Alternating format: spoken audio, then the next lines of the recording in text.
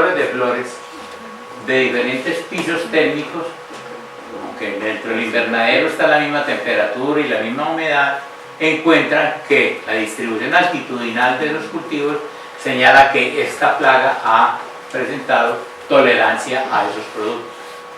Ponen de 30 a 76 huevos, promediando 5 por día. Los machos del adulto pueden vivir de 5 a 9 días. Causan malformaciones en hojas terminales y brotes de la flor. Causa torceduras y distorsión en el crecimiento terminal de la planta. Las hojas se tornan amarillentas y se ponen cobrizas o púrpura, y las flores abortan y el crecimiento de las plantas es achaparrado, se quedan enanas, mueren. Este ácaro blanco tropical, en evaluaciones de aplicaciones de acaricidas, es responsable de unas grandes dosis de compra de productos acaricidas. Tenemos el daño en hojas, daños en frutos jóvenes y en frutos desarrollados. Se distribuye mundialmente, es polífago, más de 60 familias de plantas son hospederas en zonas con humedad relativa de más del 80%. Y el aire que circula entre las zonas a campo abierto y el invernadero lo ayudan a distribuir, ataca los brotes y frutos jóvenes. Plaga importante. Aquí tenemos los daños iniciales. La deformación que ocasiona en un fruto, la apariencia cosmética se deteriora, daños en los cogollos, daño gravísimo en un fruto tierno. Y los trabajos que dieron Nora Cristina Mesa fue que tuvieron que criar, Nora Cristina y colaboradores, masivamente el ácaro, seleccionaron hembras grávidas, se hicieron infestaciones con 5, 15 y 30 ácaros, se hicieron 10 repeticiones en Casa de Malla, ahí en la Nacional, en la Facultad de Palmira. Utilizaron mallas antiácidos, utilizaron diámetro del estado fenológico del fruto de 0,1 a 0,35 y de 1 a 3 centímetros. Utilizaron estos niveles de infestación y estas fueron las variables: días de aparición del daño en porcentaje y día de caída de la estructura, porque las tumba. Aquí está el brote con primordio floral, botón inicial, botón intermedio, botón desarrollado y flor con ovario. Y aquí está el fruto 1, el fruto arveja, fruto garbanzo y fruto canica. Son nombres apelativos que le dieron a estos frutos para poder hacer ese trabajo, un desarrollo fenológico. ¿Cuánto hubiéramos ganado en Colombia si estos estados fenológicos hubiesen estado determinados antes? Mucho tiempo. Pero los investigadores tuvieron que gastar un tiempo para cranear esto, para cranearse que el fruto pasa por diferentes estados y que hay un tiempo de duración de cada uno de ellos y un espacio de tiempo entre uno y otro. Cuando la Federación de Cafeteros estudió la broca del café, encontró que en cerezas de café de 120 días de edad, después de la floración, cuando aparece el grano es cuando se concentra la mayor cantidad de materia seca, se presentaba la mayor cantidad de ataque de la broca. Si no hubieran hecho esto a tiempo, todavía estaríamos trabajando en buscar cuándo es que ataca la broca. Hay que estudiar muy bien el estado fenológico del cultivo y la etapa crítica en la cual ataca la plaga. Bien, aquí está un día de 16 a 17 días después del inicio de la infestación, con 50% de daño. Aquí está el 100% de daño, la infestación 100% de daño. Aquí está 7 a 8%, 50% de daño. 11 días después, 80 a 100%, y aquí está 8 días después, el nivel de infestación con 80% de daño. Diferentes niveles de daño: fruto canica, 15 a 16 con 50% de daño, 100% de daño, aquí 50% de daño y aquí 70% de daño. Estas son observaciones visuales para establecer niveles de daño económico hay tres alternativas. Conteo directo. Entonces van y cuentan directamente qué cantidad de plaga tiene. Segundo, apreciaciones visuales al no ser confiable la muestra. Si la muestra contada, el número de individuos por unidad de área no es confiable, entonces tienen que hacer apreciaciones visuales de la cantidad de daño. Y tercero, requisitos de mercadeo. Si por ejemplo tiene un daño colmético o no tiene ese daño colmético. Entonces, en cualquier cultivo, pues aquí está el daño causado por Polycotarsonem mollatus y de acuerdo a los niveles de infestación, la distribución en cada uno de los frutos, fruto canica, fruto ping-pong, todos los frutos que se trabajaron, explicando a los investigadores que en la medida de la inyección de la saliva tóxica, el depósito del complejo de enzimas, pues dentro de los jugos celulares se va a presentar una rápida distorsión del crecimiento normal de esos frutos. Aquí encontramos, encuentro esta gente, los promedios. El fruto 1 con 5 hembras, con 15, con 30, cuando tenemos estos números seguidos por letras, por la misma letra no existe diferencia significativa, pero vean ustedes que si hay diferencia significativa, este con este no, este con este sí, y este con este sí. Encontramos diferencias significativas en los daños para Polycotarsonem mollatus y los estados de desarrollo. El huevo es muy bonito, tiene un huevo esculpido, tiene un huevo de esta forma como si fuera tallado, vean ustedes, esta es la larva, esta es la ninfa y este es el adulto. Y encontraron otra cosa interesante, miren, esta es una foresis, cómo se pegan estos ácaros a las estructuras bucales y a las partes delanteras de otro insecto y son llevados a otros lugares o se pueden pegar a otro ácaro que los arrastra y los lleva a un determinado sitio. Esa asociación forética les ayuda a distribuirse más ampliamente. Y con estos ácaros hay que tener mucho cuidado porque, si bien es cierto, ellos son suministro alimentario o suplemento alimentario para los trix, pueden incrementarse a niveles impresionantes por esta situación. Aquí está la tabla de vida, y en la tabla de vida que se encontró un desarrollo de 3.2 días, un porcentaje de sobrevivencia de 0.95, mayor hembra 2.2 a un macho, pero en el otro era 4 hembras un macho, fecundidad 39, tasa reproductiva neta 93.3, superior a la anterior, y tenemos que un tiempo por generación más o menos igual de 3.4 días. La dinámica de poblaciones, y este era el punto al que queríamos llegar. Ellos midieron cómo era el cambio de la población en el campo, tomaron muestras de huevos, larvas, ninfas y adultos por hoja, hacían los conteos, tomaban estructuras de la planta, hacían los conteos, tomaban 5 frutos, tomaban 3 hojas y hacían estos conteos para determinar qué cantidad de población estaba creciendo. Para eso marcaron los árboles con diferentes cintas, donde tomaron el fruto, donde tomaron las hojas,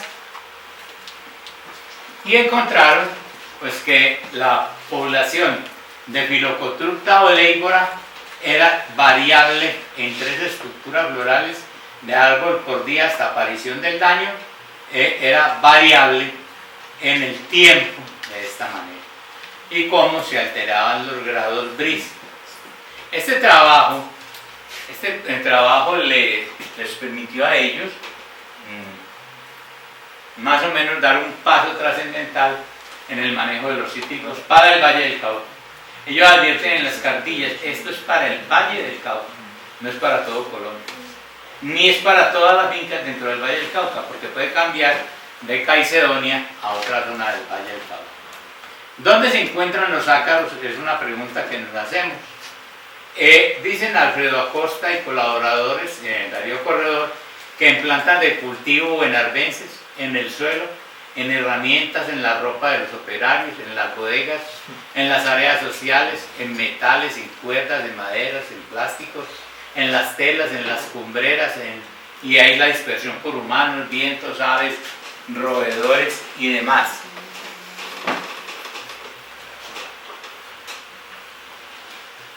El monitoreo de ácaros debe hacerse con personal entrenado y capacitado.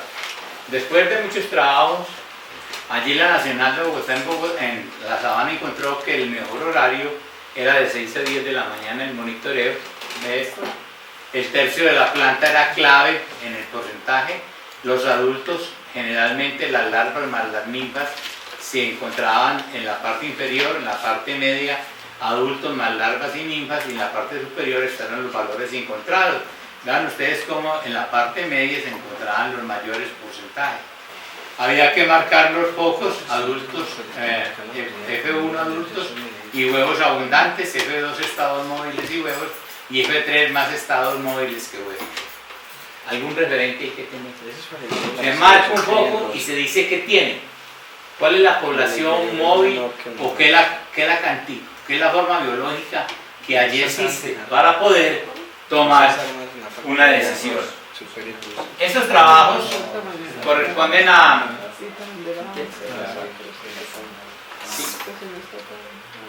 Estos trabajos corresponden a un grupo de investigaciones que hicieron Darío Corredor, Rodrigo Astaiza y otros colegas en la Universidad Nacional en Bogotá.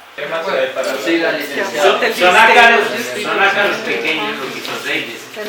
Tienen un cuerpo constituido por una sola placa dorsal sobre la cual se encuentran menos de 24 pares de setas, y ventralmente está provisto de 3 escudos. Estas estructuras son de importancia taxonómica. Esas setas y esos escudos son un valor taxonómico. Uno se pone a mirar quiénes están investigando en taxonomía de ácaros en Colombia, sobre todo Fitoseides y Leonora Cristina Mesa, no pasan. De pronto en Brevipalpus está Guillermo León, y de pronto en Tetraníquido estaba Alfredo Acosta, Darío Corredor y nadie más. Tenemos unas falencias en el personal que está investigando a estos ácaros en nuestro país. Falencia que nos lleva a plantear que hay desconocimientos serios. Por ejemplo, el nactosoma en estos tiene 2 apéndices peribucales, que son los quelíceros, que están constituidos por un dígito fijo, dijimos ahora, y otro móvil que está provisto de dientes, ¿sí? En los machos hay un espermodáctilo para la transferencia del esperma a la espermateca de las hembras. Cuando, yo no sé si ustedes han leído o han visto reproducción de sinfílidos. La reproducción de sinfílidos es lo más bonito que hay, y es muy parecido a esto, pero en los sinfílidos ocurre que el macho sale a caminar y en un tallito de una planta, ¿sí?, deja un espermatoforo. Posteriormente pasa la hembra y recoge el espermatoforo con su boca y lo almacena allí. Y cuando ya tiene huevos listos para ser fecundados, saca un espermatozoide de allí y se lo lleva y se autofecunda. Aquí pasa algo parecido, que las hembras toman ese esperma de la espermateca. Los palpos son del tipo raptorial, así como el primer par de patas, y son utilizados para la manipulación del alimento y su transporte a la área bucal. En general las patas son largas y los movimientos son más rápidos que sus presos. Cuando ustedes ven en acción a un fitoseide, parecen locos, la manera como se mueven, parece un carro loco, un acarito de estos, un fitoseide. Los huevos son colocados por lo regular en el envés de las hojas. Cuando están frescos son translúcidos y brillantes, y con el desarrollo se tornan opacos, son así translúcidos y brillantes. Algunos presentan sustancias pegajosas que los adhieren al sustrato. En la depositación de los huevos por parte de ácaros hay comportamientos variables. Algunos los esconden debajo de estructuras otros los dejan como estos adheridos al sustrato alimenticio. El estado larval es hexápodo, 3 pares de patas. Algunas especies no requieren alimentación para desarrollarse esta protoninfa e incluso hasta neutoninfa. Unos no necesitan comer, otros sí. Y los ciclos de vida son como este. Eso es el ciclo de vida de un Amblyseius, donde hay huevo, larva, protoninfa, deutoninfa, adulto, cópula y la hembra madura. Los estados ninfales se mueven rápidamente cuando son disturbados o cuando están buscando alimentos, su apariencia es brillante y casi transparente. Y los adultos varían en coloración. Los adultos varían mucho en coloración, dependiendo en muchos casos, como en insectos fitófagos, de lo que comen, de la presa ingerida. Pero yo cuando hablamos de presa ingerida quiero comentarles, si nos ponemos a pensar en ecología nutricional de las plagas, es muy poquito lo que sabemos. O también puede depender de la zona que cambie el color, ¿no? De la zona no, de lo que coman. De la coman por la pigmentación que trae el alimento. De ecología nutricional no sabemos. Si yo supiera qué es lo que apetece determinada plaga en determinado cultivo, por ejemplo Tristabacin en cebolla, y le quito a la cebolla ese contenido nutricional, solucionado el problema de Tristabacin en cebolla. Porque ya esa plaga no va a perseguir a la cebolla como ha perseguido a las plantas del género Allium por toda parte. Al aumentar en edad, el cuerpo de las hembras se agranda mucho más que el de los machos y adquiere forma de pera, y así pueden ser vistas sin ayuda de lupa en el campo. La fecundidad es de 0.1 a 4 huevos de hembra por día. El tiempo de desarrollo es de 4.7 días, de 4 a 7 días.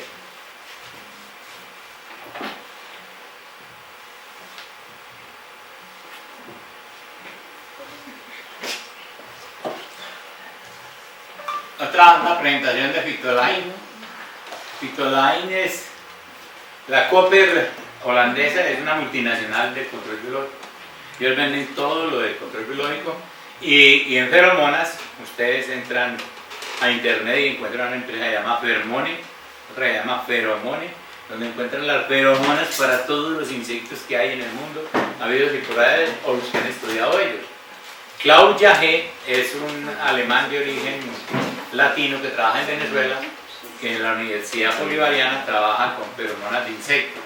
Allá íbamos a mandar a ver quién aislaba la feromona de Olastis, y desafortunadamente ya Klaus dijo que él la identificaba, pero que él quedaba con la propiedad de la feromona, y eso no le convenía a Auguras en Ibanán.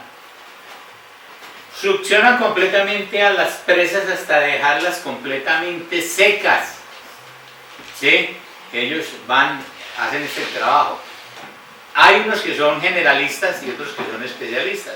Generalistas que comen muchas presas y especialistas que se van a ubicar con un solo género o una especie de ácaro o fitófago.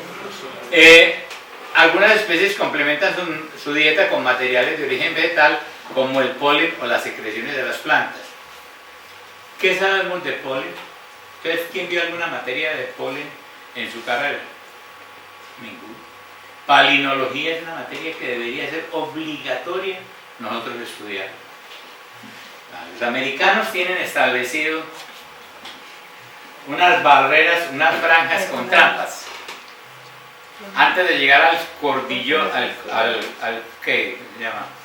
Al corredor, digámoslo así, de maíz, tienen trampas luz para capturar adultos de Lycobacter del Lioticea. Los capturan, les revisan qué tienen en la espirotrompa, qué polen tienen, y saben a qué planta pertenece ese polen, y saben cuál es la distribución geográfica de esa planta. Y rápidamente por redes de anuncios le comunican a los granjeros en Estados Unidos que faltan tantos kilómetros para que llegue un ataque de Lycobacter para que se prevenga. Solamente estudiando el polen. En la Universidad Nacional hay un grupo de palinología. Claro que ellos se han dedicado a estudiar polen fosilizado de un páramo que tenemos nosotros aquí en Antioquia. Pero si nosotros estudiáramos polen, sabríamos, y distribución geográfica de las plantas, sabríamos de esto para poder conocer el avance de las plagas. Y además de esto, otra cosa, ¿por qué los insectos como tris ingieren tanto polen, especialmente las hembras. ¿Qué es lo que contiene el polen? Y ellos ingieren todo eso para poder ser longevas y fecundas. Y lo mismo pasa en los ácaros, ¿sí? Para poder tener mayor reproducción.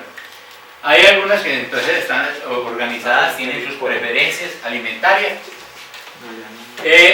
En Colombia, esto es lo que se ha registrado, más o menos, que se tenía hasta el año pasado, de acuerdo a la última publicación que revisé.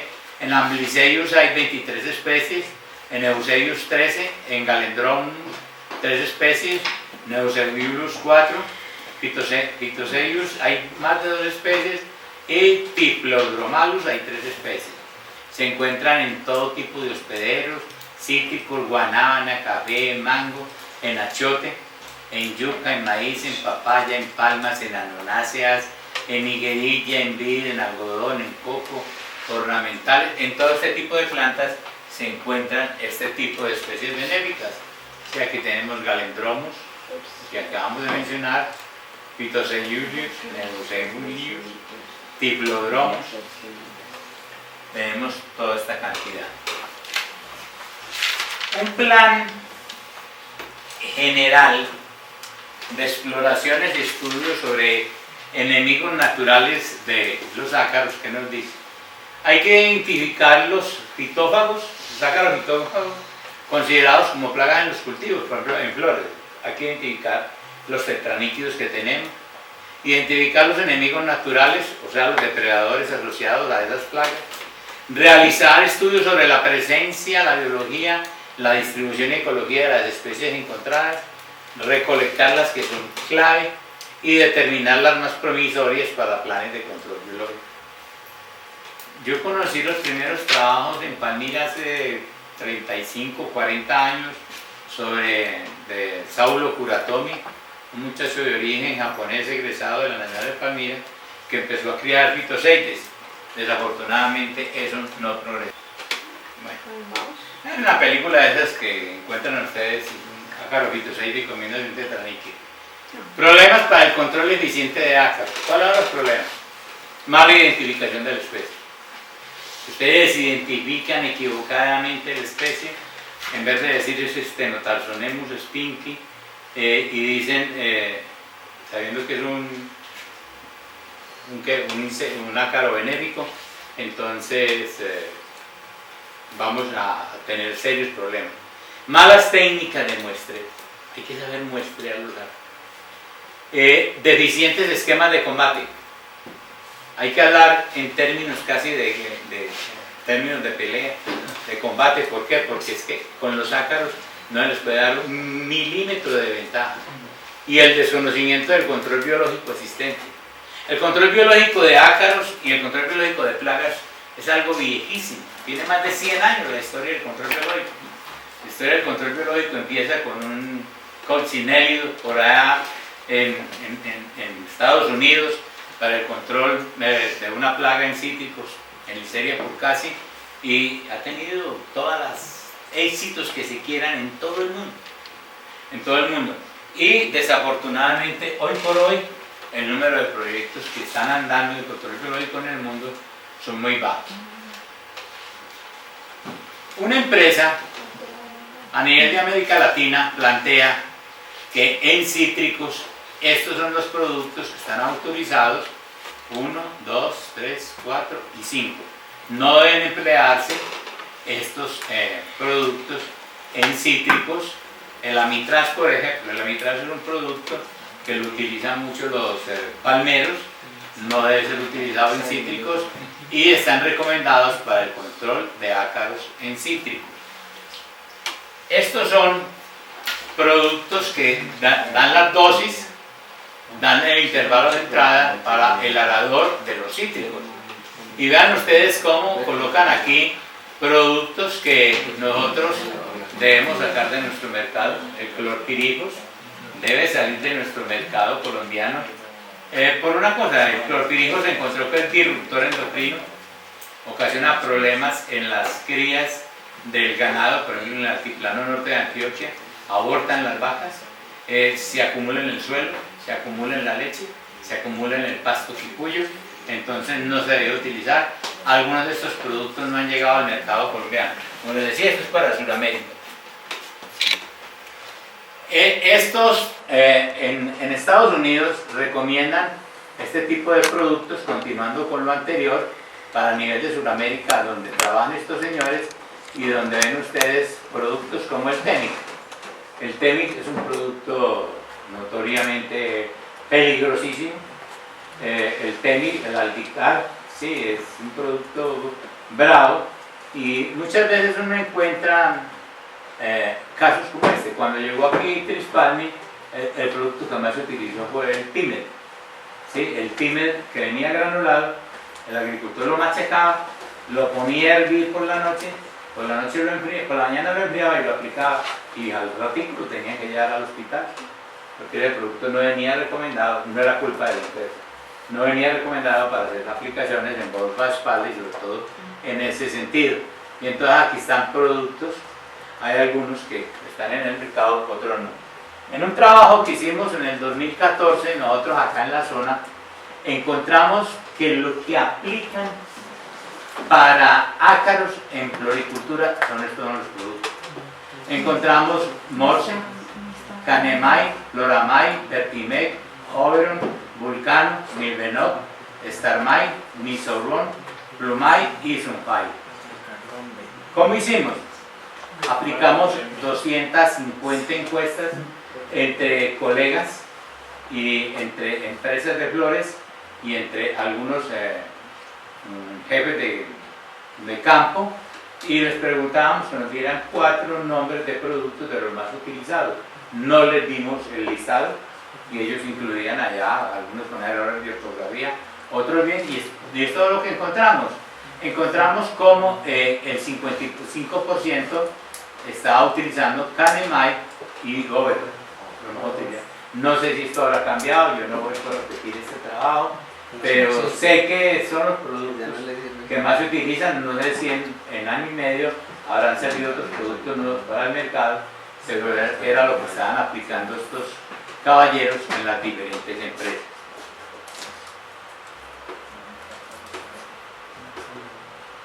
En control biológico hemos añadido que Neosigitis floridana y Irsutela thomsoni son los más utilizados. Esto es un efecto de Irsutela thomsoni contra tris.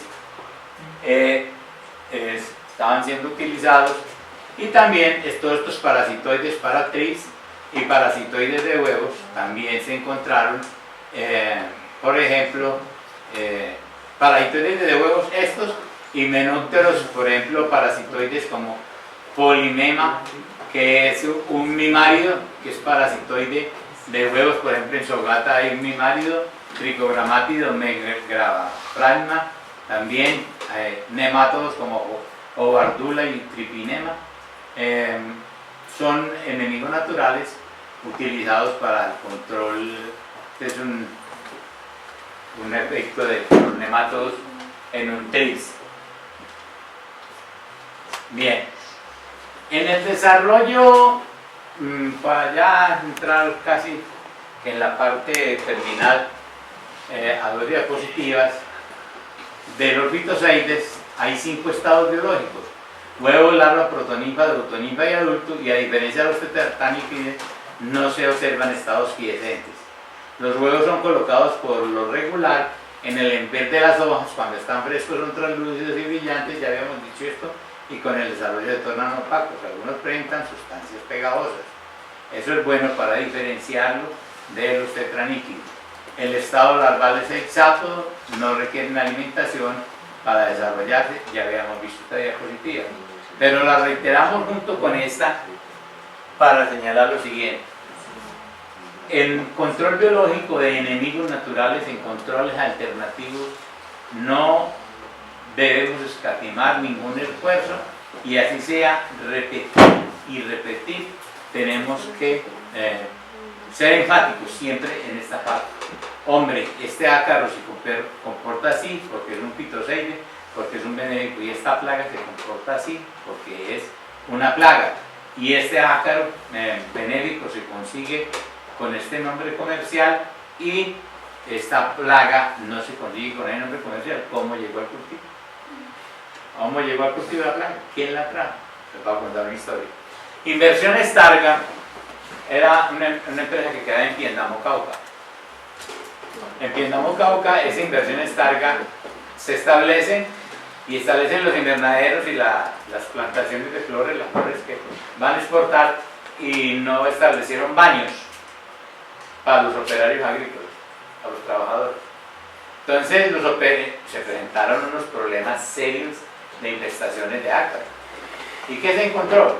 Que los trabajadores iban a hacer las necesidades al campo abierto y regresaban sin lavarse en las manos y sin nada, y traían los ácaros adheridos a su cuerpo y los metían a los invernaderos. Entonces, en una empresa productora, sea que se certifique o no, hay que asegurar hasta lo más mínimo un baño, imagínense. Se necesitaban baños para evitar que el trabajador hiciera eso. Y eso pasa en casi todos los cultivos que nosotros tenemos descuidado. Hoy por hoy en aguacate, ¿qué está pasando? En fincas que se están, ¿cómo se llama?, certificando para exportar aguacate. Si ustedes no le establecen los baños que exige el ICA, van a entrar Franklinella gardenia. Franklinella gardenia es un trix que ocasiona las ramas látigo en aguacate y ocasiona serios problemas. Y entonces, primero hay que establecer. Allí yo conozco en Marinilla, fincas, hay un médico, el doctor Poveda, director de la clínica León 13, que tiene más de 20.000 árboles de aguacate, 30.000 creo que tiene, y lo primero que hizo para establecer fue baños cada 500 metros. Baños, de acuerdo a la norma que le dicen, y entonces tiene unos reservorios de agua de 64.000 litros de agua para alimentar los baños de los trabajadores, no para regar los aguacates, sino para eso, para evitar el problema. Porque es que nosotros lo llevamos adherido al cuerpo, y uno no cree que al rozar una planta y pasarse una telaraña va a llevar centenares de individuos, y si están en la etapa reproductiva, con mayor razón hay que tener más cuidado. Bueno, estamos en la última diapositiva. Esta sí es. Esta sí es. Unas consideraciones finales. Por las condiciones ambientales de Colombia, cuando ustedes estudian bachillerato, les decían, hombre, Colombia es un país muy lindo, tiene costas en los dos océanos, 3 cordilleras, valles interandinos, bla, bla, bla, bla, pero nosotros tenemos aquí un problema serio, y es que tenemos diferentes pisos térmicos, y la presencia de ácaros como el ácaro blanco tropical es inevitable y es muy complejo y se presenta en todos los pisos térmicos, aumentando o favoreciendo la presencia de enemigos naturales. Por ejemplo, en árboles de naranja Valencia, uno puede obtener un equilibrio entre las poblaciones de ácaros fitófagos y los ácaros fitoseides. Hasta ahora no es un problema serio en el Valle del Cauca, en la zona cafetera y en el norte del valle, ¿sí? No es un problema generalizado, pero quedándonos allí podemos decir lo siguiente: ¿será que debemos quedarnos únicamente pensando en el ácaro tostado o en el ácaro blanco tropical?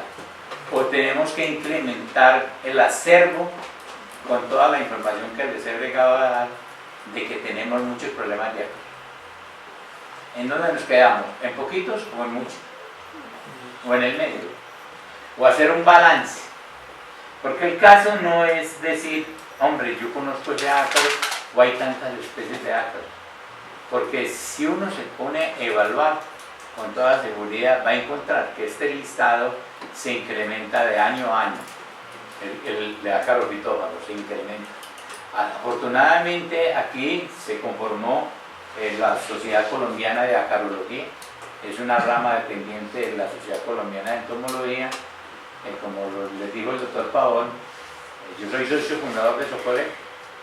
En el año de 1971 hubo un congreso de agrónomos, donde nos dividimos los agrónomos, aquellos que estábamos en contra del status quo, de las condiciones en las que estaba manejando Alica, y los que estaban en contra de eso, y los que estaban a favor.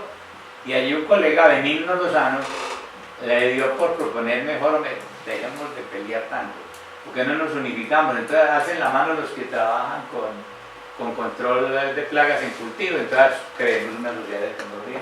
Y en el 73 hicimos el primer congreso y ya llevamos 43 congresos. Es la sociedad científica más sólida que hay en el país, más inclusive que la de la ciencia del suelo, que la de los maleceros. Desafortunadamente los colegas de la Universidad de Los Llanos tenían que hacer el congreso de malezas este año y quedaron mal, no fueron capaces de hacerlo. Y los fitopatólogos, más que los fitopatólogos, porque la cantidad de fitopatólogos que existen es de 150 por ahí. Porque es que no hay apoyo para hacer un congreso, y un congreso vale mínimo 120, 150 millones de pesos hacerlo. Y muchas veces uno colocar la ponchera para que le den limón para hacer un congreso es muy rápido. Se decidió establecer Socolén, y en Socolén cada año se presentan nuevas especies de tal para Colombia. Nuevas especies. Ahorita se presentaron varias especies de ácaros para Colombia. Ácaros fitófagos, por ejemplo, en orquídeas se presentaron como 5 especies nuevas. En orquídeas, y orquídeas se exportan. Hay negocios, hay colegas que producen orquídeas, por ejemplo, en la zona de Caldas, ahí el antiguo de Manizales, hay un colega que tiene media hectárea, y media hectárea vive, y le va súper bien exportando orquídeas, es un negocio bueno. En Uchua han aparecido nuevas especies de ácaros fitófagos, y es una planta de exportación. En tomate de árbol está pasando lo mismo. Entonces tenemos que pensar nosotros muy bien que ese listado no es para incrementarlo, es bueno hacer esos reconocimientos, porque es que Colombia es un país biodiverso. De todo lo que nos dijeron en el bachillerato, se les olvidó decirnos una cosa, que la biodiversidad que tenemos es impresionante. Yo les voy a recomendar, hay una persona llamada Luis María Murillo. Luis María Murillo era un señor que no fue profesional, ni agrónomo, ni entomólogo, ni biólogo, ni nada, pero fue el que creó los servicios de entomología, fitopatología y sanidad vegetal del país. Y escribió el libro más grande que se haya escrito en Colombia sobre el control biológico, se llama El sentido de una lucha biológica. Era el control biológico del gusano rosado de la India, una plaga del algodonero, con el apanteles, una isla parásita. Y los dibujos del libro son hechos por él. Y ese señor a la 1 de la mañana, a las 2 de la mañana, a las 3 de la mañana, haciendo observaciones sobre el apanteles turberi, controlando el gusano rosado de la India. Y en la revista de la Sociedad, de la Academia Colombiana de Ciencias Exactas, Físicas y Naturales, hay unos trabajos de él muy lindos, y hay uno que llama Colombia, un archipiélago biológico, y describe lo que es Colombia. Y lo que me preocupa a mí es que este país tan biodiverso y tan rico se lo estén robando, expoliando. Nosotros encontramos una empresa europea sacaba 7 toneladas de piñón de oreja, Enterolobium carpocalcium, para sacar un extracto de planta, y se lo llevaba para Alemania, y después lo traía, porque ese Enterolobium, de ahí sacan un tanino, y el tanino olíamos y lo exportábamos nosotros. Sacan con permiso, sacan todo ese material, y ellos sí pueden recolectar todo eso, y nosotros no podemos ir a recolectar un insecto. Son las paradojas que se dan desafortunadamente. Pero busquen la vida de Luis María Murillo, que es apasionante. A Luis María Murillo se le deben las primeras importaciones de enemigos naturales de las plagas. Él importó el Rhodolia cardinalis a Colombia para el control de Listeria furcasi. Él importó las primeras importaciones de tricograma, las hizo Luis María Murillo, ¿sí?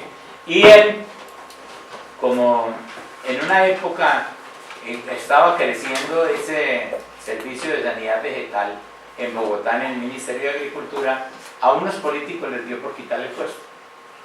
Ojo, la persecución y las influencias, y entonces dijeron, no, es que Luis María Murillo es agricultor y ahí debe haber un doctor. Resulta que Luis María Murillo había venido a Antioquia y había solucionado un problema de las cochinillas del café a unos cafeteros ricos de aquí, de Antioquia. Y les había solucionado ese problema sin necesidad de utilizar productos químicos. Y cuando se dio el debate contra Luis María Murillo, pues la parte de Bogotá presionando que luchara, y la parte de Antioquia presionando que lo dejaran. Y ganamos nosotros y se lo dejaron. porque hubiera sido una injusticia haberlo echado. A él se le debe la primera colección nacional de insectos que hay en Colombia, el primer catálogo de insectos que hay en Colombia, y la vida esa, de todo lo que este señor estoy yo convencido de eso. Colombia es un archipiélago biológico.